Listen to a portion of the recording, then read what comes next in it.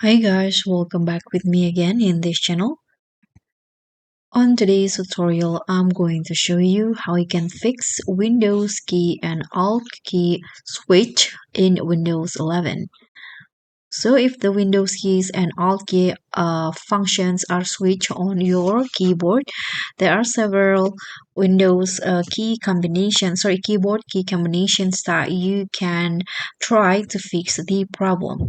So the first one is you can try to long press on the Fn and then the S letter on your keyboard. Hold that at the same time and see if that fix your problem. And the second one, you can try to hold Fn and also the A word and see if that also fix your problem.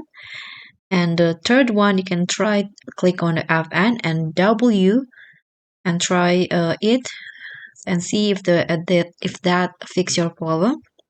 And the next one is Fn plus the L word on your keyboard. Try that. And last one, you can try to click on Fn, also the spacebar, and see if that combination fix the problem. Okay, so hopefully this will help you fix the issue. Thank you so much for watching. Don't forget to like, comment, and subscribe. Also, click on the thanks. Bye.